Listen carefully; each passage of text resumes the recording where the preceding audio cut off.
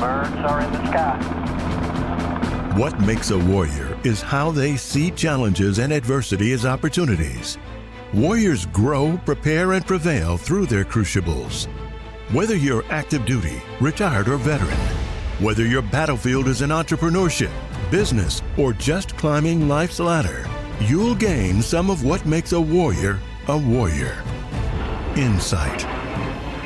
Lessons of grit, adaptability, and the warrior's spirit will inspire you to smash through anything that stands in the way of your mission. Buckle your seatbelt as U.S. Marine veteran and international best-selling author Zachary Green interviews fellow warriors and share how they conquered their crucibles. Hello, Warriors Voice listeners. Hope everything is well. I've got a great guest today, a fellow ball-headed warrior brother and fellow Marine, Mr. Alundas Havens. Devil Dog, how we doing? Good, brother, and thank you for mentioning that. Bald people stick together. That's right. I tell people we're not bald, we're shaved. I read somewhere once that when you have thinning hair and you try to hold on to it, you look weak. But if you go ahead and be decisive and bold and shave it, then obviously that makes a better leader and a better warrior. Yes, sir. The Marine in me was coming out. We're going to get into your story here in just a second. Alundas is one of the few Marines that actually can do math and is actually smart. Unlike me, I was a trigger puller. He actually not only did avionics and aviation repair, but he worked on the Osprey, which is a pretty freaking amazing craft. And considering the thing can still barely fly, his job of keeping it up in the air was certainly a challenge all the time. But just like myself and the fellow warrior entrepreneurs that are out there, he decided that his time for service wasn't going to end when he hung up his uniform. And this badass started Alpha Influence Media, and he's going to tell you a little bit about that. So, Alundas, welcome to the podcast, and so great to have you here. Thank you, brother. It's been an honor. And in my case, all this stuff started prior to the Marine Corps. So I actually come from a long lineage of, warriors who were in service. So that was one thing I loved about your book, was talking about that. But fun fact, my grandfather was actually a POW World War II. Wow. So he passed away when I was young, but I was 7 years old. I remember those memories with him, and he was a crazy guy. Loved watching RoboCop and the original Midway movies and stuff like that. So To me, it was something like, my dad was a Marine. Unfortunately, he didn't make it through boot camp. So it was that chip on my shoulders, like, I can do it. I'm the badass, So for me, that was it. My Marine Corps story is a little bit different than a lot of people, because I got in and it was just on the go, went to... So let's back up for a second. Talk to me about growing up. Talk to me about when you first realized you wanted to become a warrior and specifically a Marine. Give me a little bit of your background. So originally I'm from Fresno, California. My parents were young and dumb when they had me. They're 21, 19, still partying. So I've seen a lot of things that a young kid shouldn't, and my parents treated me like an adult from 5 years old.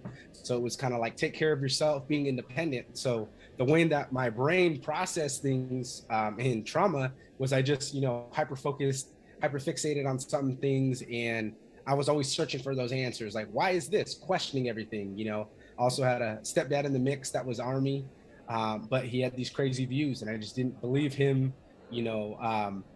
What's actually funny is, growing up and everything, like, I seen everybody in the military, and I'm like, oh, my dad didn't make it. So that was one thing with me, is he would talk about the Marine Corps, but I would check him on his story, and it just didn't sound right. Like, he said he was driving amphibs and he didn't have a license going into the Marine Corps. And I'm like, well, I know that's not true. So for me, young age, knew that, ended up getting kicked out of my house at 18, was kind of jumping off my friends' couches and trying to do that. What's funny is, I got in a fight with my stepdad, kicks me out. I call the recruiter. I'm like, hey, brother, I need to be able to leave, ship out 3 months early. I chose to be a Marine, obviously, because of my dad. And then from there, I was like, you know what? I don't want to go to the Air Force. My ASVAB score was actually too low, a 52. So when I went to the Navy, it was like the recruiter was out of shape. And he was just looking at me, and he's like, you got to get your scores up to be a corpsman. And I'm like, well, I don't want to do this. The Army recruiter comes, doesn't look good in uniform. And then here comes the Marine Corps recruiter, seeing me fit, I'm wrestling year round then. And he's like, hey man, do you want to come work out with us? And I killed the workout. This is easy, So for me, Marine Corps was destined, and it kind of solves it as well with me as a person, because I always try to be the best that I can be, but I make sure I find all the education there. So that was a little bit of how I started, shipped out 3 months early, Got $1,000 bonus for doing that. And what's funny is before I got in the Marine Corps, I was actually kicking it with a recruiter all day long for about a month and a half and making him do sales calls with him. And he's teaching me because I was like, I don't want to be home. If I be home, bad things are going to happen. So the Marine Corps was my savior in getting me out of my situation. And even when I got in the Marine Corps on boot leave, I had a traumatic experience as well. Well, we'll get into that in a second, but first of all, thank you for sharing that about your family. I think you exemplify the warrior spirit, and that is someone that has hardship and challenge. Now, you could be the opposite of what you became. You could have said, hey, I had this childhood trauma. I didn't have mom and dad that loved me. I had a bad abusive stepdad, and end up spending the rest of your life feeling sorry for yourself and dealing with those. Or you can allow that iron to sharpen iron, and that's what you did. You said, you know what, this is not going to define me. This is not only not going to hurt me, but it's going to make me stronger. I know there's something big. And by the way, if I can survive a childhood like that, I can survive anything. So that is the true warrior's journey, is you crave that adventure, you want something different, and as the harder things were growing up, the better that prepared you. So go through boot camp. What was boot camp like for you? So what's funny is so the only real problem I had in boot camp is I have 2 left feet. So I can't drill worth shit, but I can do 30 pull-ups, you know? So I actually, my senior drill instructor was the chief drill instructor was the same MOS as me. So dude was intimidating. It's funny is I did 35 pull-ups. And then when I seen him in the fleet later on, it was a little funny story. But for me, I was used to the yelling because I lived in that household. So my dad would be yelling. You know, the only thing that ever really got to me is like they knew I couldn't drill. So I was getting IT'd every single day, you know. Tell everybody what IT means. What is it? Incentive training? Yeah. Tell them what it is, though.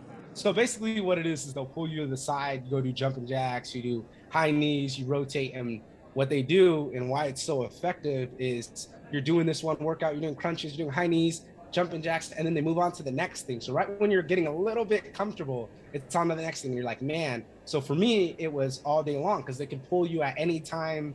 And for me, they would say ATeam assemble. And that was all of us who were the bad ones, you know, because I couldn't drill. So I'd be the one running over there. I'm like, oh, and I'm getting, you know, extra training. Good thing is I was in the best shape of my life, but it was something for me that honestly, I loved it because it was just pushing me. I didn't like, you know, first thing in the morning when you're building your rack, because my roommate was slow, they would pull me every single morning. So that was the frustrating part, was like that challenge. And then I couldn't drill. So it was like I did everything right, but I could not drill. So I was always getting picked on. And that was one of my, you know, big falters and adversity I had to overcome. Brother, I'm right there with you. So we didn't call it the ATeam, but basically I laughed so much and was constantly always getting in trouble that anytime someone else got IT'd, I had to go join them. And they said, Green, we know that you did something we didn't see behind our back, so we're just going to have you go ahead and IT with everybody else. So I hear you. All right, so you make it through boot camp. Tell me what that was like when you got your EGA. So what's kind of funny about that is actually I have one of my drill instructors that gave me the EGA. Me and him are friends on Facebook. And what was funny is he was kind of like his personality was like gangsterish, you know, bald head, fit that role. So he would always mess with me and he's like, oh, you're from Fresno. That's the hood. And like make these little jokes. So when I got the EGA, he gave it to me in my hand and he's like, keep this near and dear to your heart. He's like, you're a Marine for life. You're a brother. He's like, you made it, man. And like that made me ball up in tears because when we're going through the crucible, and we talked about this on my podcast, I had to go through 3 different guys when we were doing body sparring. And they gave me an easy guy that they made me go at, a second guy, and then they got the 6'5", 275-pound guy in there and, you know, challenged me. So for me, it was like this guy knew me well because it was kind of looking in the mirror for him. But it was one of those where it's like when I did it, you know, I made it. And I'd say like the biggest portion of boot camp for me was just like seeing everybody else suffer. And then there goes me, you know, smiling because I knew it was a mental game. So I'm like, oh yeah, I'm good. This is lightweight. Let's keep going. And they're like, what do you mean? Everybody hates log PT. I'm like, I love log PT. Or for me, it was like, I couldn't jump over some of the big logs, but I can climb ropes like crazy. And they're like, why could you do that? I'm like, oh, I wrestled. So I did that year round. Like climbing ropes is easy compared to a lot of people who struggle at that. So for me, it was like the mind games was easy for me. Don't get me wrong. You know, there was those couple times like make a map and you're holding the 2 rifles in your arms and your arms hurting. And people decided to drop the rifles. So I had 6 rifles and I'm holding it and I'm like this and they're making me know and I'm shaking. And then I turn my head and there's like 6 drill instructors and I get hit in the head by the rifles and they're just screaming. And then it was the time where like I just couldn't think, because at that time it's just absolute chaos. So I love that memory, of accomplishing that, because it showed so much. But then, getting that EGA was probably one of the greatest feelings I ever had, because it was like, man, I did it, put in the work, and now it's time to do it. So you alluded to something happened after on your boot leave. What happened there, if you don't mind sharing? Yes, sir. So I went home. My parents actually, my mom, my stepdad actually split up while I was in boot camp, and they lied to me on boot leave. They said they were back together, and I already knew because I got kicked out prior to, and part of it was my stepdad treating my mom like crap. So I'd be like getting in his face. Why is that? My dad's abusive. So for me, it's like my stepdad was scrawny compared to my dad, so I didn't care. I'm like, I can take him on. I fight my dad, and he's 5'11", 250 at the time. So my stepdad's like a buck 75. I'm like, I weigh more than you. So what happened on Believe is we threw a party. From there, I bought him alcohol that day, and I just kind of noticed the vibe was off. He was sticking on his own in the garage. My wrestling coach was there, and he kind of was the father figure for me, would be there all the time and so forth, and talk to my mom about, hey, how do we help this kid? They would see me getting in shouting matches with my biological dad at tournaments. So it was something that like clearly affected me. So that's how the relationship started. Coach comes up to me that day. He says, hey, I'm going to use the bathroom. The only bathroom that was open was in my mom's room, which is already a red flag. So I look at him and I'm like, yeah, absolutely. My mom's in the bathroom, so just wait till she gets out. So he walks towards the room, corner of my eye, I see my stepdad right there. My stepdad follows into the room, cocks back a 45, and misses shooting him in the face by a centimeter. So that was something for me that was huge.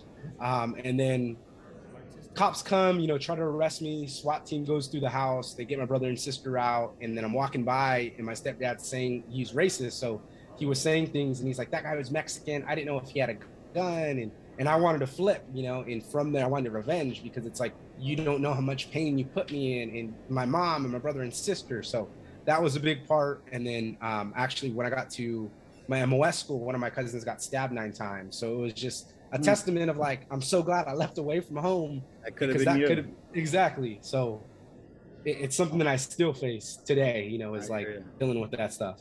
So we go through the Marine Corps, you get out. Tell me kind of what happened next once you got out of the Corps. Good question. So originally I wanted to stay in for 20, and I tore all the cartilage in my right knee. So whittled it down in my last 3 weeks, figured out I needed to figure it out.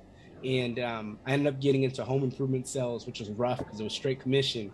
And one of those times where it was like, I didn't know the lingo and how to talk to civilians, number one. But 2, it was just like, coming with all this energy, not knowing how to manifest it, not knowing how to speak, because we talk to Marines completely different than everybody else. And it was just, working too much. I was working on my bachelor's business management. So best thing I did year 2 in the Marine Corps, year 3 essentially started my degree. So I was already 2 years done, got out the Marine Corps, trying to figure it out. Me and the wife had a miscarriage before. So we're trying to start a family. End up saying, this home improvement gig is not good for me because it just wasn't aligning with my values. They didn't update their price book, so I lost a lot of deals, didn't make any money 1 month. I was waiting for my VA package to go through, so not really making anything at that time. So took a leap for myself, got a minimum wage job at a mortgage brokerage, and began to get in conflicts with other people my age, because I was 22. But the difference was at 19, 20 years old, I was an ops chief, staff sergeant position. So I'm briefing my commanding officer on why we should fly the flight schedule, what we need to do, why training events need to be happening. I'm coordinating it. I'm talking to all these units around base and, hey, brother, how do you do this? Because my job was building the unit up from the ground up after I got back from Kuwait. So that was one of my big things. So it was, networking, learning how to run a business, but unofficially. And that's where I was like, I want to start a business, but I didn't know. So at that mortgage brokerage, faced adversity. I'm going through school, waking up early in the morning at 4 o'clock in the morning to go to the gym, taking care of the wife, trying to have a baby, second miscarriage. And it was like, man, why is everything happening? Failed my mortgage exam 3 times. And I'm like, am I stupid? Like, I just can't grasp this and I can't pass this dang test. But everything else in my life, other than a couple classes, those dumb tests at MOS school where they're making me learn about all these aircraft and I only work on one aircraft, it led it into that. So that's where I began kind of researching into podcasting. And then from there got aligned with a podcaster, Zach Babcock. It's funny is I actually went in his group and I was like, hey brother, you're an inspiration. And one of his old COO and president messaged me and was like, "Hey, brother, I'm an Army officer. I got out the Army. I'm here to help you." So it was kind of building that camaraderie. And then it built from there, networked with them, and ultimately ended up starting a business with them because I was working at a job helping other veterans to VA claims, and very rewarding. But I'm working 60 to 80 hours. We're trying to I have a daughter now, and it was one of those where I was like, man, I can't do this. And then to top that off, I had a nanny that was coming in $1,400 a month. It would have been 2,800, and that was every other day. So 2,800 for every 5 days a week. And we're like, man, we can't do that because it's going to spread us thin. So I quit my job, talked to my mentor, and he's like, hey, man, let's start a business. So from there, collaborated with him. We started Alpha Influence Media, helping other podcasters get on shows, get aligned to their ideal guests, maximizing their influence, dialing in on that content, getting the top rated podcast. So it was one of those for me where it's like, man, I dealt with all this stuff, went to those jobs where I was just like, man, this isn't for me. And then finally was able to get in the right room with the people, talk to other veterans like yourself, where I'm like, you know what, we can do anything. Because growing up, I always heard that belief. And a lot of my uncles would tell me, it's like, oh, you went to the Marine Corps. Like, if you don't stay in, you're not going to do anything with your life. And I'm just like, what? One of my uncles worked at Home Depot for 30 years. So I'm like, nothing against you, but you work at Home Depot for 30 years. And you're telling me that me going to the Marine Corps is a bad decision. Like, you don't understand because you haven't been there. So I was that one that, like I said, questioned everything and then just did my own thing because I was like, I'm going to live my life and be the best I can be. That's awesome. So for our guests that are not watching us, we're on both YouTube video and then obviously audio on most other podcasts. I'm looking at your logo and it looks like a pretty aggressive gorilla, and then obviously we have the name Alpha Influence Media. You didn't choose some mamby-pamby snowflake-based thing. Tell me about the gorilla and tell me why it's called Alpha Influence Media, not just Influence Media. Good question. So the gorilla originated when I started my podcast, The Winner's Paradigm. I wanted an animal behind it. And when I started researching into the animals, a gorilla stood for gentleness. They're good providers, kind of like us as men and as warriors. And then at the same time, they have that dark side. So it's like they can be the nice, kind, gentle ones, but you don't want to fuck with them. And that was essentially what it was. Greatest friend and the worst enemy. Exactly. I was like, I'm a loyal servant, but I'm not the one to cross. I have this complex of it, especially the Marine Corps was like squared away. I got to do that. So the gorilla came in. It's like, hey, you're a badass. You can influence other people to do it. And that's my podcast, is challenging it. So that came with that. The Alpha Influence Media was actually funny when I was talking with my business partners and we're coming up with a name for the business. They're like, what do you want to do? I'm like, 6-figure entrepreneur booking services. And then they're like, so what are you going to do when you get a hold of 7-figure? Well, 7-figure entrepreneurs, we're going to do a rebrand. That's not going to work. So our group at the time was called Alpha Podcasters. And they were like, well, we're alphas and we're doing influence. So why don't we just do Alpha Influence? And then they were like, media would be the key. So we did Alpha Influence Media. We put our first gorilla out there that was going to be the symbol. And then it went for AIM as the abbreviated title. So that's where that scope came in. We took it back to the professional team. They put the scope in there and then they put the gorilla in there. So that's where we got the AIM. And then it matched perfectly because Marine Corps, military background, like to shoot. So aligned perfectly with the vision. It's a great logo, man. I see a lot of them. I love it. I'd love to have a sticker if you ever make decals of that. That would be a good sticker to put on my Yeti or on my car. Hey, Absolutely, brother. You mentioned that you got a chance to read Warrior Entrepreneur. Talk to me about how that influenced you and any lessons you learned specifically from that you can apply. So one of the things I loved about Warrior Entrepreneur, and I'd say because I read the book of the 3 Rings prior to, it was awesome when you're talking about the samurai and the way of the samurai, and that they had this whole component of life where they did gardening and they did, spirituality and they took care of their family. Like, there was so many things a samurai did where it wasn't just being a warrior. And I felt like that was symbolic to life because us, definitely in the service, there's so much factors that roll into that. And if you don't, check all those boxes, if you don't, do what you got to do, then what's going to happen is it's going to seep other ways. So I really love your book because I nerd out on that stuff about warriors and the Romans. And I researched that at younger. So it was kind of like being able to have that resonate with that message. And then was also able to live that and was like, man, this is how I'm living my life. Like, I got into meditation. I never thought that would be something that I would be interested in. And then it started allowing me to pray and to see religion differently, because it was no longer like looking at the judgmental side. I was like, man, it's a way of life. It's the way we treat people. It's the way we take care of our brothers and sisters. So that was one way for me, was like, as a warrior, there's so many components than just being the dynamic warrior and fighting. And that's symbolic again, to the Marine Corps, McMap, they would say that, what's warrior ethos? And you guys would go through the motions, or in my case, like, got to be a black belt. And it was, doing all these things, putting all these hours in, and there was so many components to doing that, and fighting when you're tired, and like building that strength up. So your book was perfect, because it allowed us to say, what the elder generation of warriors are, and then how we can be modern warriors in our business, in life. And then also, some of the trailblazers that are out there right now. So that was pretty damn awesome to learn about as well, brother. Well, brother, I got to tell you, you inspire me. You are a fellow warrior entrepreneur. I can't wait to see what's next from you. And as you continue your warrior's path of just busting through every barrier that comes your way, you're a Marine, and I know nothing's going to stand in the way of you accomplishing your mission for you and your family, and just really for society in general. We're better off with you in it and helping us out. If people want to get in touch with you, what's the best way they can get in touch with you? Yes, so it's going to be thewinnersparadigm.com, and then social media will be Alpha Influence Media. So you guys can follow me there, and then I can also put the link up there, to book a call so we can help you guys out if you were interested in being able to get aligned to the ideal people you need to be around to make that maximum impact for your podcast and streamline that service. Excellent. Well, we like to conclude every Warriors podcast with a dedication to a warrior that went before us.